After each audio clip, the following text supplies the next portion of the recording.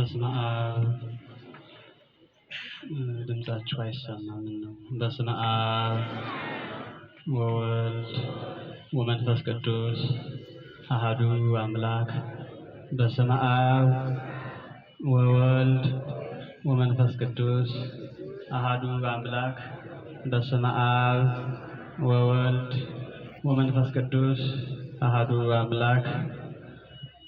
በአብ ስም አምኜ አብን ወላዲ ብዬ፣ በወልድ ስም አምኜ ወልድን ተወላዲ ብዬ፣ በመንፈስ ቅዱስ ስም አምኜ መንፈስ ቅዱስንም ሰራጺ ብዬ ምንም ላጠይቆት አካላት ያህል በስም በግብር በአካል ሶስት ብል በባህሪ በህልውና ይህንንም ዓለም ካለመኖር ወደ መኖር አምጥቶ በመፍጠር በፈቃድ አንድ አምላክ ብዬ ለቤተ እግዚአብሔርን አጋዥ አደርጋለሁ። በቅድሚያ ሁላችንም ይችን ዕለት ይችን ሰዓት ባርኮ በትዕግስት ያሰባሰበን የአባቶቻችን አምላክ እግዚአብሔር ስሙ የተመሰገነ ይሁን። ክቡር መምህራችን መላከ ኃይል ግሩም ታዘበው በኢትዮጵያ ኦርቶዶክስ ተዋሕዶ ቤተክርስቲያን በሰሜን ጎጃም ሀገረ ስብከት የባህር ዳር ዙሪያ ወረዳ ቤተ ክህነት ዋና ስራ አስኪያጅ፣ ክቡር ቀሲስ ገዳሙ የዚሁ ቤተክርስቲያን የሰበካ ጉባኤ ሊቀመንበር፣ የተከበሩ መምህር በጽሐ የዚሁ ቤተክርስቲያን የስብከተ ወንጌል መምሪያ ኃላፊ፣ እንዲሁም የተከበራችሁ ስማችሁን ማላውቃችሁ ሌቱን በሙሉ አቃተን ደከመን ሰለቸን ሳትሉ በማህሌቱ ያደራችሁ እስካሁኑ በአገልግሎት ላይ ያላችሁ ሊቃውንተ ቤተክርስቲያን፣ መምህራን፣ አባቶች ካህናት፣ ወንድሞች ዲያቆናት፣ ከሩቅም ከቅርብም ከአባታችን ከአቡነ ሐራ በረከት ለመሳተፍ የተሰባሰባችሁ ምዕመናን ወምዕመናት፣ እናቶች፣ አባቶች፣ እናቶች፣ እህቶች፣ ወንድሞች፣ ሕፃናትን ጭምር በኃያሉ በልዑል እግዚአብሔር ስም ሰላም እላችኋለሁ። እንደምን ሰነበታችሁ? እንደምን ባጃችሁ? እንደምን አረፈዳችሁ? አሜን። በባህሪው ሞት በመንግስቱ እልፈት በስልጣኑ ሽረት የሌለበት የአማልክት አምላክ የጌቶች ጌታ የነገስታት ንጉስ ብቸኛው አምላካችን እግዚአብሔር ይችን ዕለት ይችን ሰዓት እንድንዘምርባት እንድናመሰግንባት ፈቅዶ ያሰባሰበን አምላካችን ዳግመኛ ስሙ በፍጡራን አንደበት ሁሉ የተመሰገነ ይሁን። መሰረተ ሕይወት ምክንያተ ድኂን የመዳን ምክንያት የሕይወታችን ማንነት ከወደቅንበት የተነሳንባት ትንሣኤያችን እናታችን ንጽሕተ ንጹሐን ቅድስተ ቅዱሳን በተሰጣት ጸጋ ክብርና ምስጋና ለእሷ ይድረሳት። ሌሎችም ቅዱሳን ብዙ ጸጋ ክብር የተሰጣቸው አባቶች አሉና ለእነሱም እንደየጸጋቸው ክብርና ምስጋና ይድረሳቸው።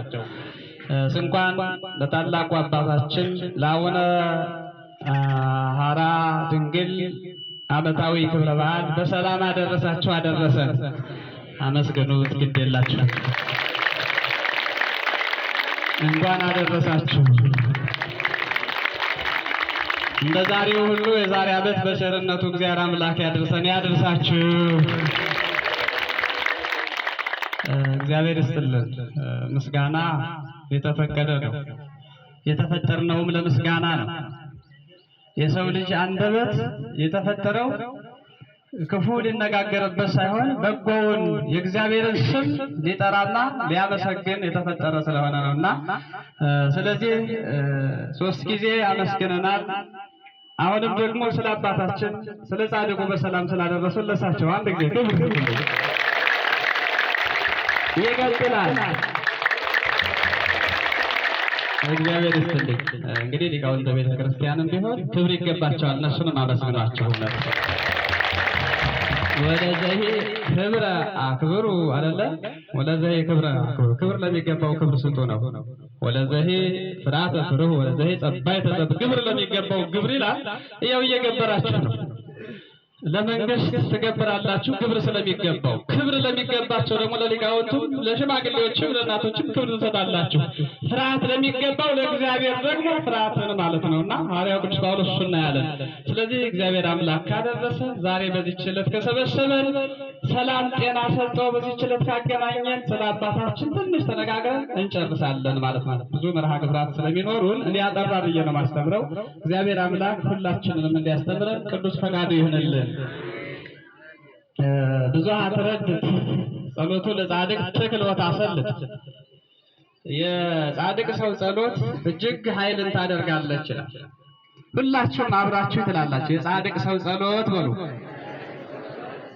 ምን ነው ዝም አላችሁ? ጸሎት አትወዱም እንዴ? የጻድቅ ሰው ጸሎት በሉ። እጅግ ኃይልን ታደርጋለች። እንደ እግዚአብሔር መልካም ፈቃድ በዚህ ነው የምንመማረው ማለት ነው። ይህንን ቃል የምናገኘው በቅዱስ ያዕቆብ መልእክት ምዕራፍ 5 ተራ ቁጥር 16 ላይ ነው ተጽፎ የምናገኘው።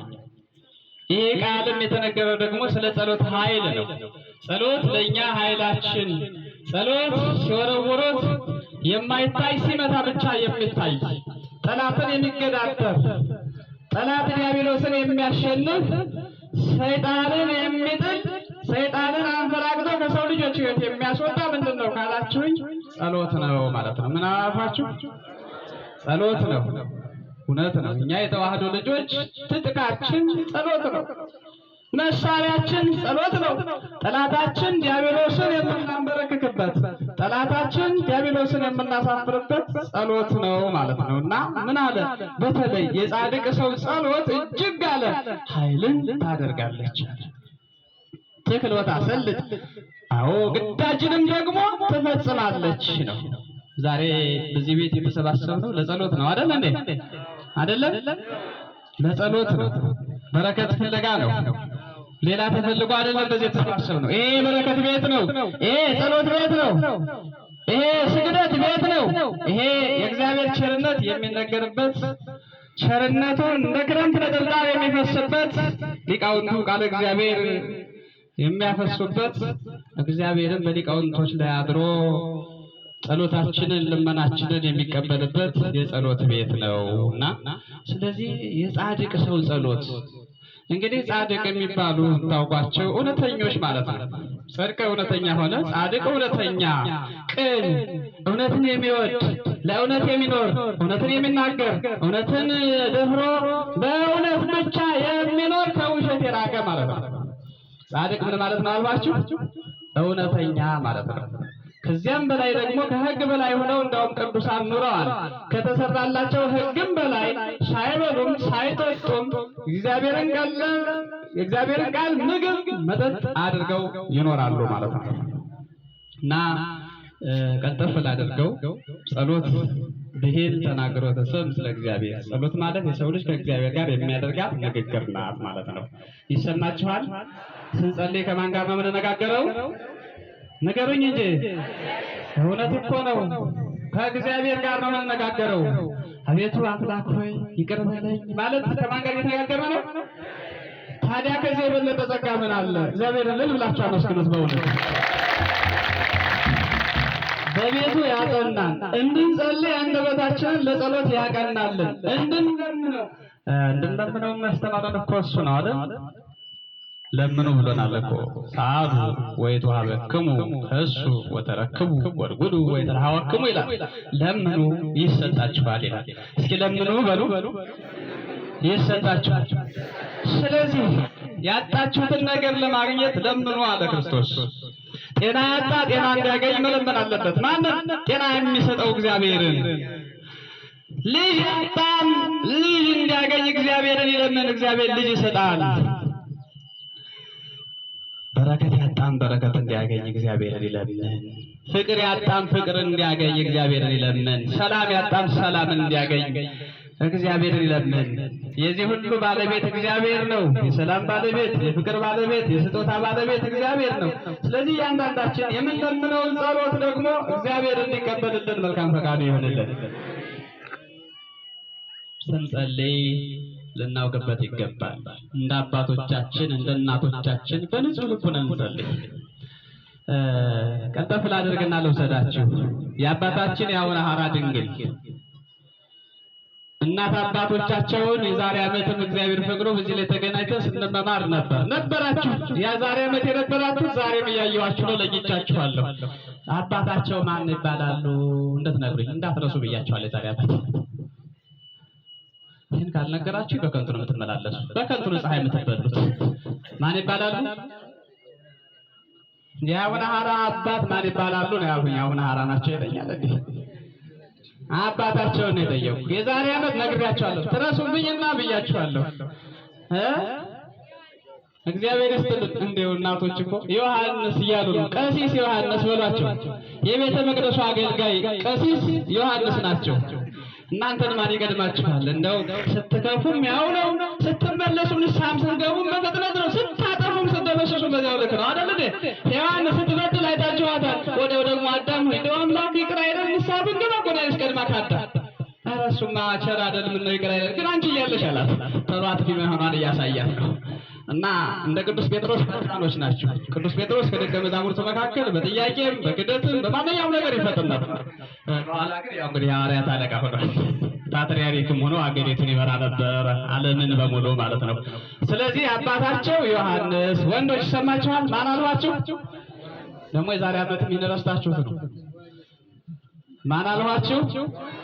እናታቸው ደግሞ ማን ትባላለች? ነገር ደግሞ ባይሆን ሴቶች እንዳያሸንፏችሁ እግዚአብሔር አሁን ሰምታችሁ ነው፣ ሰው ፍኩላችሁ ነው እንጂ እናንተ አልመለሳችሁም። እሺ እግዚአብሔር ይስጥልን። ወለተ ጊዮርጊስ ትባላለች ነው። ክብር ያድልልን። ስለዚህ እኒህ አባት እዚሁ ምድር ላይ ነው፣ ኢትዮጵያዊ ናቸው፣ ሀገር በቀል ናቸው። ያው እዚሁ አማራ ክልል ላይ ተወልደው ያደጉ አባት ናቸው። ከእነዚህ ሁለቱ ሰዎች የተገኙ ናቸው። የእነዚህ ሁለት ሰዎች ጸሎት እንግዲህ ከተባለ ጊዜና ሰዓት ስለማይበቃን እንጂ ያቀረቡትን ጸሎት ስናይ ሁለቱ ደጋጎች ነበሩ በእግዚአብሔር ዘንድ ይላል። እግዚአብሔርን የሚፈሩ ነበር ይላል። እኛም እስቲ እግዚአብሔር እንድንፈራው እግዚአብሔር ይፈቅድልን። ምን ነው አሜን አለም አላችሁ? አንፈራም ነው፣ በራሳችን መብት ነው የምንንቀሳቀስ ነው። ምን አቅም አለን? እውነት ነው አቅም የለንም። አቅማችን፣ ጉልበታችን፣ ማንነታችን እግዚአብሔር ነው። አቅማችንን ማተለክቶ ታውቁት የለዚህ አካባቢ ሰዎች ትናንት እኮ የነበራችሁ አቅም ለልዩ ነበር አይደል እንዴ? ማንሳት አልፈልግም እንጂ ባነሳው ማንሳትም ስለማልፈልግ እንጂ ከባድ እኮ ነበር እዚህ አካባቢ። በተለይ ከዚህ ወረደ ሲል የነበረ አቅም በራስ ሐሳብ ከእግዚአብሔር ሕግ ውጭ በመንቀሳቀስ ወደ ላይ የምታደርጉትን ታውቁት ነበር። ያሁሉ አለ ዛሬ ትቸዋል። አቅማቸው እሷ ናት።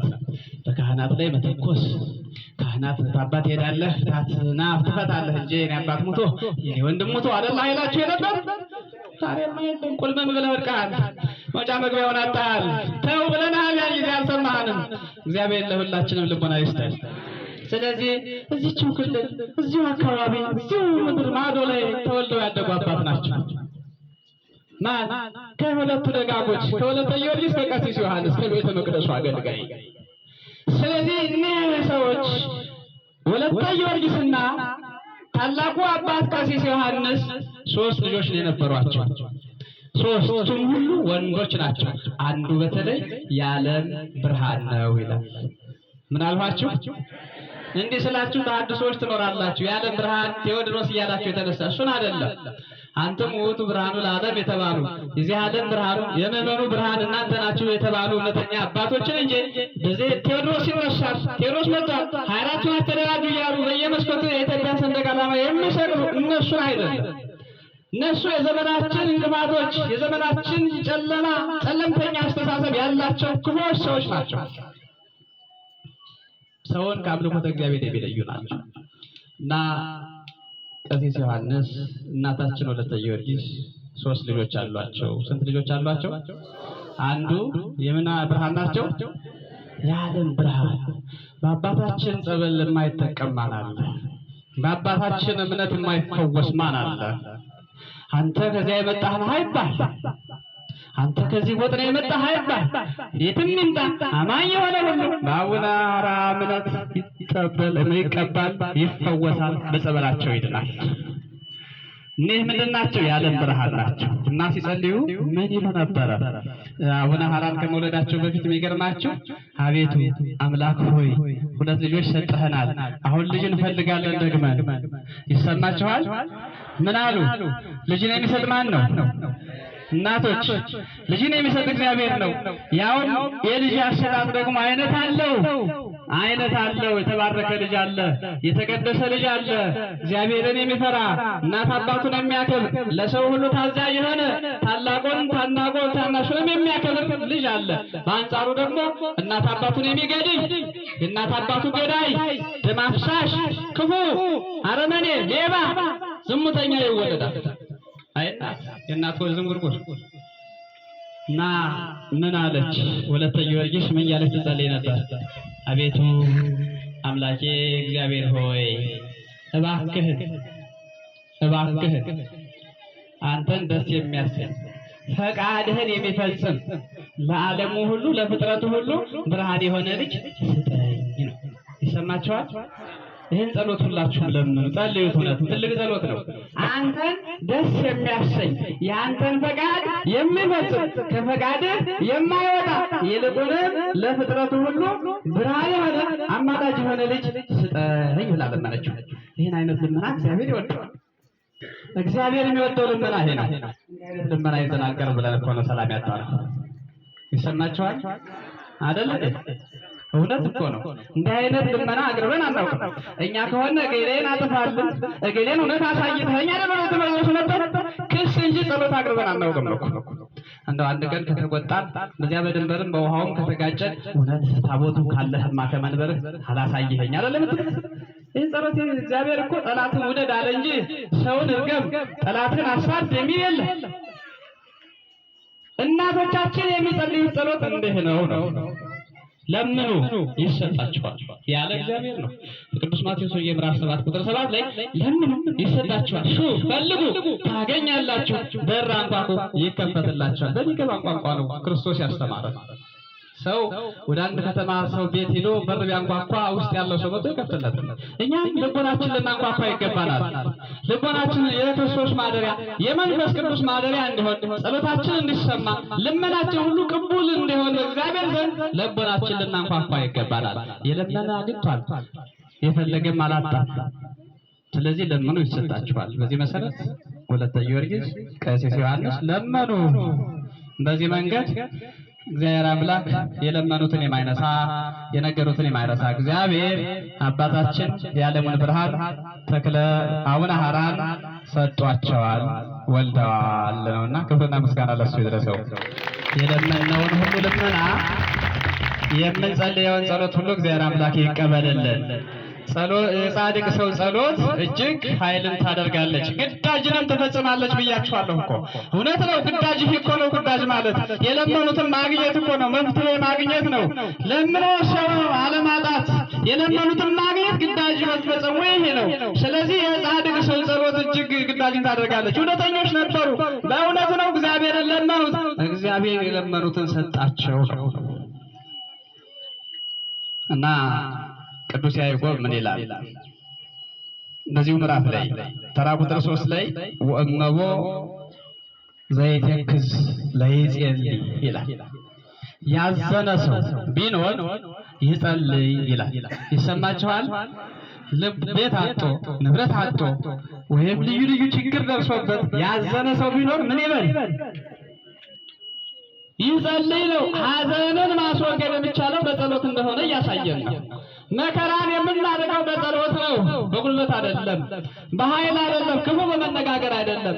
የእግዚአብሔርን ቸርነት መቅመስ የምንችለው በጸሎት ነው። ልመናችን ውጤታማ የሚሆነው በጸሎት ነው። ያዘነ ሰው የተከዘ ሰው ከእግዚአብሔር ቤት መራቅ ሳይሆን ወደ ቤቱ ቀርቦ ሐዘኔን ወደ ደስታ ለውጠው ነው። ወመቦ ዘተፈስሐ ለይዘምር፣ ደስ ያለውን ሰው ቢኖር ሀብት ስሬት አግኝቶ ደግሞ በቤተ መቅደሱ ለምኖት እግዚአብሔር ሰጠው ነገር ካለም ደግሞ ደስ ያለው ሰው ቢኖር ይዘምር ያመስግን ይላል። እልል ብላችሁ እናንተም እስኪ ዘምሩ። እውነት በሆዳችን ውስጥ እያንዳንዳችን ቢታይ ብዙ ሐዘን ይኖራል። ብዙዎቻችን ደግሞ ደስተኞች ልንሆን እንችላለን። ትናንት ያዘነ ዛሬ ደስተኞች ነን። ዛሬ የምንደሰት ነገ ሐዘንተኞች ናቸው። ይቻለም እንዲህ ናት።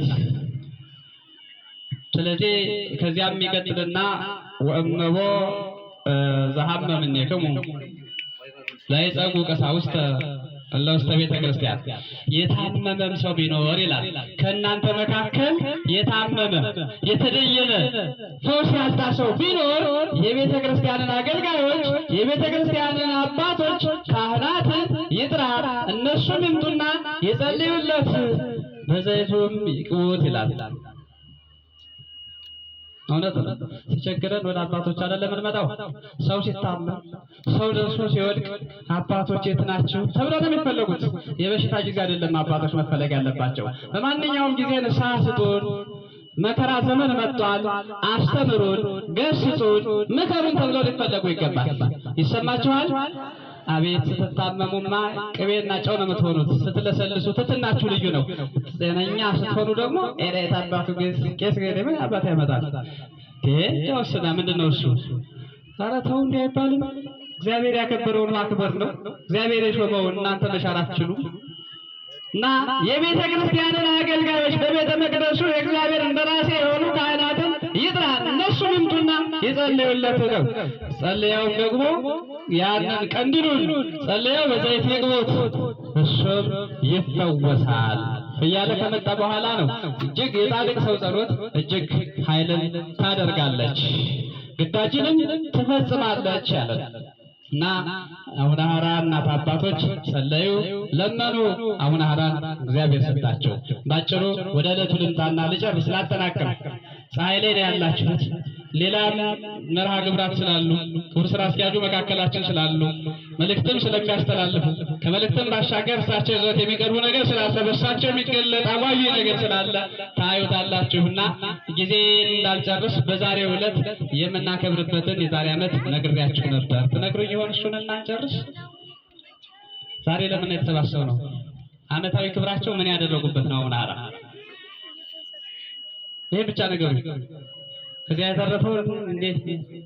አቤት እግዚአብሔር ይስጥልን። ጸበል ያፈለቁበት ብያችኋል ነበር። የዛሬ ዓመት ጸበልተኞች እኮ ትኖራላችሁ፣ ግን ጸበሉን እንዴት እንደምትጸበሉት እንኳን ላታውቁ ትችላላችሁ። የጸበል ዓላማው ምንድን ነው? ለምንድን ነው የምንጸበለው? ይህ ጸበል የት መጣ? መቼስ ፈለቀ? በምን ምክንያት የሚለውን ሳታውቁ የምትጠጡ ትኖራላችሁ። እንደው በደንብ አትመላለሱ፣ በስርዓት ተመላለሱ። እግዚአብሔር ይስጥልን። ዛሬ የምናከብረው አባታችን እዚያው ገዳማቸው ላይ መሬቱን ባርከው ጸበሉን ምን ያሉበት ቀን ነው? ስነግራችሁማ ባይሆን ተናገሩ እንጂ ጸበሉን ያፈለቁበት ቀን ነው። እንደምታውቋቸው አባታችን እናት አባታቸው ሁለቱም ተከታትለው ካረፉ በኋላ አይ በዚያው አካባቢ ሬማት ማዛ ድንግል ከሚባለው መምህራቸው እሱ ጋር እየተመላለሱ አንድ ጊዜ ወደ ዘጌ አንድ ጊዜ ወደ ሬማት እየተመላለሱ ያው የእናት አባቶቻቸው ቤት ላይ ጥቂት ጊዜ እንደቆዩ ከዚያ በኋላ በሽተኛ ነበሩ። እሳቸው ራሱ የሚገርማቸው ይሰማቸዋል። አባቶቻችን እነሱ እየታመሙ ሰውን ይፈውሳሉ። እነሱ በሽተኛ ሆነው ከሐዋርያትም እኮ በሽታ የሌለበት የለም፣ ግን በጥላቸው ይፈውሳሉ፣ በልብሳቸው ዘርፍ ይፈውሳሉ። ይሄ ጸጋቸው ነው። በስጋ ደዌ ያልታመመ የለም። ስለዚህ ኃጢአተኛ ብቻ አይደለም የሚታመም ሰው። ሲታመም ኃጢአተኛ አድርጋችሁ አትፈርጁት። ሐዋርያት በሽተኞች የሆኑት ኃጢአተኛ ስለሆኑ አይደለም፣ የቅድስና ወይም ደግሞ የስጦታ በሽታ ስላለ ነው። ስለዚህ እኒህ አባት ብዙ ዘመን በሽተኛ ነበሩ። መጨረሻ ግን በዚህ ዓለም መኖር አልፈለጉምና በትዳር መወሰን ስላልፈቀዱ ምን አደረጉ? የምንኩስና ልብስ መልበስ ወደዱ ነው። የምን ልብስ አልባቸው? የምንኩስና ልብስ ክብር ያለው ነው። ወደ ማዛ ድንግል ሄዱ፣ ወደ መምህራቸው ወደ አበምን ሄዱና አባቴ እኔ በዚህ ዓለም መኖር አልፈልግም፣ ልብሰ ምንኩስና መልበስ እወዳለሁ፣ ስርዓተ ምንኩስና መማር እፈልጋለሁ፣ መላእክትን መስዬ መኖር እፈልጋለሁ አሉ። እሺ ልጄ ከወደድክማ ብሎ የምንኩስናውን ልብስ አለበሳቸው ነው። ይሄ ክብር ያለው ነው። የሚነገድበት አይደለም፣ የሚሸቀጥበት አይደለም። የምንኩስና ልብስ የሚሸቀጥበት አይደለም። ያን የምንኩስና ልብስ ሲለብሱ ከደዌያቸው ተፈወሱ። ክብርና ምስጋና ለእግዚአብሔር ይድረሰው። የምንኩስና እኮ እንዲህ አይነት ክብር አለው። አየው ልብሱ ተባርኮ በአባታቸው ሲለብሱት ደዌያቸው ከእሳቸው ተገፈፈ። እንዲህ እያሉ ሳይመነኩሱ 40 ዓመት ኑረዋል። ከዚያ በኋላ ግን ምን አደረጉ? ዓለም በቃኝ፣ እኔ እች ዓለም እኔ ናት አሉ። ወመን ተይበቆ ለሰብ ለመ ሁሉ ዓለም ረባ ወነፍሱ ሀቡለ። ሰው በዚህ ዓለም ያለው ንብረት ሁሉ የእሱ ቢሆን፣ ስልጣኑ፣ ዝናው፣ ንብረቱ ሁሉ የእሱ ቢሆን በነፍሱ ከተጎዳ ምን ይጠቅመኛል? ምን ይጠቅመዋል? ተብሎ እንደተጻፈ ተነስተው ወደ ሸዋ ሄዱ። ሸዋ ምድር ላይ ተይዘው ነው የመጡት። ተመልሰው አባታችን አንተም ጸድቀህ እኛንም አጽድቀን ብለው ቤተሰቦቻቸው ዘመዶቻቸው በረሃተህ ነው ገዳማተህ ነው ከኛ አካባቢ እዚያ ድረስ የምትሄደው በአካባቢያችን ሁንና ጸልይ በዚህ ዓመት ግን እኛንም አጽድቀን ብለው መልሰው ይዘዋቸው መጣሁ። እዚያ በኋላ ያው ቁስቋም ላይ ትልቋ ተራራ እዚያ ላይ ነው የጀመሩት። 7 ሆነው 7 መጥረቢያ ይዘው ቁጥቋጦ ጀመሩ አይደለም ይለው ታሪኩ። ደንን እየመለመሉ እየመነጠሩ ሲሄዱ አሁን ቤተክርስቲያን ከተተከለበት ቦታ ላይ ሲደርሱ ዛቲ ትምራፌ ይላል። ይችን አፍናረቴ ከዚህ እንዳታልፉ አሉ አቡነ ሐራ። ይቺ የዘላለም ማረፊያ ናት። በሕይወተ ሥጋም የምጸልይባት የምዘምርባት ከእግዚአብሔር ጋር የሚገናኝባት በኋላም ደግሞ ብዙ በሽተኞች የሚሰበሰቡባት ሥጋዬም እስከ ዕለተ ምጽአት ክርስቶስ መጥቶ እስኪያስነሳኝ የሚያርፍበት እዚህ ነው አሉ። ያችን አካባቢ ዙሪያውን አጠሩላቸውና በአጥራጥረው እዚያ ለመንጥረው ጥለዋቸው ወደ ቤታቸው ሄዱ። እነሱ የዓለም ሰዎች ናቸውና እሳቸውም በዚያ ጸሎታቸውን ጀመሩ፣ ተጋድሎአቸውን ጀመሩ። ጭው ያለ በረሃ ነው የምታውቁት፣ ምንም ነገር የለውም። አሁን ነው ያው ደኑ እየተመነጠረ አርሶ አደሩ ደን እየበለመደ እያጠፋ እየተመነጠረ እንጂ ጫካ እንደነበረ ታሪኩ የሚነግረን። እዚያ ላይ ለብዙ ዘመናት ተጋድለዋል። አባታችን አቡነ ሐራ እዚያው ተጋድሎ ውስጥ ውሃ አልነበረም። ይሰማችኋል? ምን አልነበረም? ትጉህ ነበሩ፣ ሰነፍ አልነበሩም። እንደ ዘመኑ መነኩሴ ወደ ከተማ አይመጡም። ከተማ አይተው አያውቁም። ሲርባቸው እህል በልተው አያውቁም ይላል። ውሃም ጠጥተው አያውቁም። ያው ትንሽ ነገር የምትቀመስ ብቻ ይቀምሳሉ። ለቁመተ ሥጋ ታህል ነፍሳቸው ከሥጋቸው እንዳይለይ ነፍሳቸውና ሥጋቸውን ለማቆየት እንዲያ ትንሽ ይቀምሱ ነበር ይላል። አባቶቻችን እንዲህ የኖሩበትን ምንኩስና ሆዱን ገልብጦ ዛሬ በከተማ ይንገራደድበታል። ይሄ ነው ችግር ያመጣ። በእውነት ፈተና ሁሉ የበዛ ለዚህ ነው። እኛ አሁን እነሱ እየወቀስን አይደለም፣ ስለማይገባቸው ነው።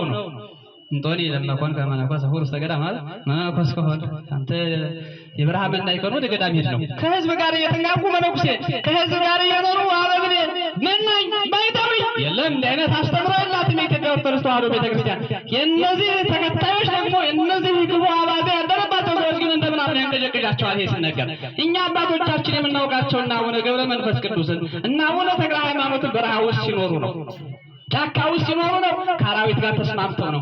አናብርት እየመጡ ያስደነግጧቸው ነበር። በአናብርት እየተበሰሉ አጋንንት ይመጡ ነበር። ይልቁንም አባታችን መልሰው ያስደነግጧቸውና ያባሯቸው ነበር ይላል አጋንንት። ስለዚህ የጻድቅ ሰው ጸሎት እጅግ ኃይልን ታደርጋለች። በዚያ ገዳማቸው ሆነው ሳይሰንፉ ሰርተው ነው የሚተዳደሩት። በሰው ላብ አይደለም ያሉት። የሰውን እጅ አይመለከቱም። አባቶቻችን በረሃ ውስጥ ሆነው እንግዶችን ለመቀበል አባታችን ያደርጉት የነበረውን ሲናገር ቀንጨቤ ልንገራችሁና ልጨርስ ነው። ስለዚህ እኒህ አባት ምን ያደርጉ ነበር ካላችሁ ገዳማቸው ውስጥ በእጃቸው ቀርተው በትከሻቸው ተሸክመው ሩቅ ቦታ ሄደው ውሃ ተሸክመው አምጥተው አትክልት ተክለው ሎሚውን፣ ኮኩን፣ ትርንጎውን እንግዳ ሲመጣ ለእንግዳ የሚሰጡት ያዘጋጁ ነበር። እሳቸው እኮ ከዚያ አይበሉ። የሚገርማችሁ ይሰማችኋል። የእንግዳ ቢሰጥ የተለየውን የተመረጠውን ተጨንቆ ነው። እግዚአብሔር የሚወደው ነው አይደል እንዴ? ተማሪ ወደ እኛ ቤት ሲመጣ እናቶች ምንድን ነው የምታደርጉት? ሰው ከሚጠጣው ትሰጡታላችሁ፣ ሰው ከሚበላው ነው የምትሰጡት። እነሱ እነዚያ ልጆች የተጫወቱበት ያተረፉትን ስጡት ለተማሪ አይደለም እንዴ? በእግዚአብሔር ስም የመጣውን እንግዳ ዛሬ በአባት ስም ቤተክርስቲያኒቱን የሚተክል የሚባርክ የእናንተን ልጆች ክርስትና የሚያነሳውን ካህን ትጋልዱበታላችሁ።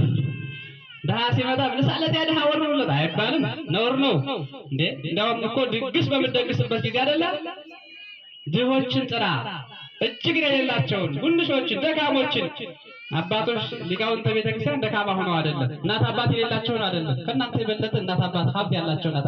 ግን ቃል ኪዳን ነው። የእመቤታችን ስሟን ጠርተው በእመቤታችን ስም ስንቅ አድርገው የሚኖሩ ስለሆነ ነው።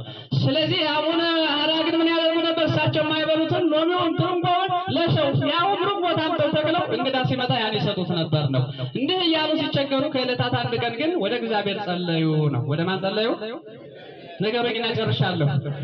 ወደ እግዚአብሔር ለመኑ። ምን ሲሉ? አቤቱ አምላኬ እግዚአብሔር ሆይ ሙሴን ከግብፅ መርተህ በሙሴ አማካኝነት እስራኤል ይዘህ የመጣህ በምድረ በዳው ላይ ሙሴ ውሃ ሲጠማቸው እስራኤል ሲጮሁ በበትረ መስቀሉ አለቱን መጥቶ ውሃ ያፈለክለት አንተ ነህ። እኔም ከዚህ በኋላ እየደከመኝ ነው፣ እያቃተኝ ነው። አንተ ትችላለህ፣ ምን ይሳንሃል? ያለሁበት ቦታ ላይ መሬቱን ባርከህ ውሃ መስጠት ትችላለህ። ይችላል አይደል? አይችልም? እዚህ ላይ ውሃ ማመንጨት ጸበል ማፍለቅ አይችልም? እግዚአብሔር ይችላል በሉ። ይችላል እግዚአብሔር። ከዚህ በኋላ ምን አደረጉ? በሁለት ረድፍ መሬቱን ባረኩና በስመ አብ ወወልድ ወመንፈስ ቅዱስ ብለው ባርከው ሲጨርሱ ይህን ጸሎት ጸልየው ጸበሉ በሁለት መንታ መንገድ ሁለት ቦታ ላይ ፈነዳ። ክብርና ምስጋና ለእሱ ይድረሰው። እኮ ነው የጻድቅ ሰው ጸሎት እጅግ ኃይልን ታደርጋለች። ይሄ ነው። ከዚህ የበለጠ አለቱን መጥቶ ውሃ ከማፍለቅ የበለጠ ጸጋ፣ አለቱን መጥቶ ውሃ ከማመንጨት የበለጠ ስጦታ ሌላ ምን አለ? የጻድቅ ሰው ጸሎት ኃይልን ታደርጋለች፣ ግዳጅንም ትፈጽማለች። ስለዚህ በዛሬው ዕለት የምናከብረው ጸሎታቸውን እግዚአብሔር ተቀብሎ ምንጩ ወይም ጸበሉ የመነጨበት ዕለት ይሄንን ነው የምናከብረው። ይሄ ተአምር ተሰርቷልና ከዚህ በኋላ እንደውም ዙሪያውን በአትክልት አደረጉት። ቀደም ሳይሰልፍ ሩቅ ቦታ ሄደው ያመጡ ነበር። አሁን ግን በዚያው መነጨላቸው በጸሎታቸው። ይሄ በጸሎታቸው የተገኘ ስጦታ ነው። ይሄ በጸሎታቸው የተገኘ ጸጋ ነው። ስለዚህ ጸሎት አቅም አለው። ስለ ጸሎት በዚህ ተናግረን አንጨርስም። ጸልየው ያገኙትን ሰዎች ማስተዋል ይገባናል። ብዙ አባቶቻችን ጸልየው የለመኑትን አግኝተዋል። እኛም ጸልየን ያጣነው አንድ ነገር አለና እግዚአብሔር አምላክ ያጣነውን እንዲያድለን ያጣነውን እንዲመልስልን መልካም ፈቃድ ይሁንልን። ምንድነው እኛ ያጣነው ዛሬ? ነገሩኝ እንጂ። አቤት ሰላም አላችሁ። ሰላም ብቻ ነው ያጣነው። እኛስ ምን ፍቅር አለ? መተባበሩ የት አለ? መረዳዳቱ የት አለ? መተጋገዙ የት አለ? ሰላም ሊመጣ የሚችለው ሰላሙ ያለ በእጃችን የትም አይደለም። እግዚአብሔር ዋጋ ከፍሎ ሰላሙን ሰጥቶናል። ዋጋ ያልተከፈለበት ሰላም የለም። መስዋዕት ሆኖ ራሱን ሰውቶ እጆቹን ዘርግቶ ቀራንዮ አደባባይ ላይ በችንካር ተቸንክሮ ደሙን አፍስሶ ነው ይህን ሰላም የሰጠን። የ5500 ባርነት ዘመን ያ ክፉ ዘመን ዲያብሎስ የሰውን ልጅ እንደፈለገ ያደርግበት የነበረ ዘመን ሲወገድ ሰላም ሲመጣ ዋጋ ተከፍሎበታልና ያጣነውን ሰላም እግዚአብሔር አምላክ በሁላችንም ላይ አሳድሮ እኛም ደግሞ ያጣነውን እንድናገኝ እግዚአብሔር አምላክ ይፍቀድልን። ሰላም ለማግኘት መጸለይ ነው። ሰላም ለማግኘት መጾም ነው። ሰላም ለማግኘት ማልቀስ ነው። ሰላም ለማግኘት ንስሐ መግባት ነውና እግዚአብሔር አምላክ የለመኑትን የማይነሳ ነው። አባታችን በዛሬው ዕለት ጸበሉን አፍልቀውታል። እሳቸው እንግዲህ የጻድቅ መታሰቢያው ለዘላለም ነው፣ የጻድቅ መታሰቢያ ለበረከት ነው ይላል ደግሞ ልጁ ቅዱስ ሶሎሞን ዳዊትን ተከትሎ። እውነት ነው ለበረከት ነውና ዛሬ ይሄን በዓል የምናከብረው በረከት ልናገኝበት ነው። አባታችን አቡነ ሐራ በረከታቸውን ያድሉን። የእሳቸው በረከት በሁላችን ላይ ይደር። የጻድቅ ሰው ጸሎት እጅግ ኃይልን ታደርጋለች፣ ግዳጅንም ትፈጽማለች በሚል ርዕስ እግዚአብሔር መክሮናል፣ አስተምሮናል። ያስተማረን የመከረን የገሰጸን የአባቶቻችን አምላክ እግዚአብሔር ስሙ ዛሬም ዘወትርም የተመሰገነ ይሁንልን። ወስብሐት ለእግዚአብሔር ወለወላዲቱ ድንግል ወለመስቀሉ ክቡር።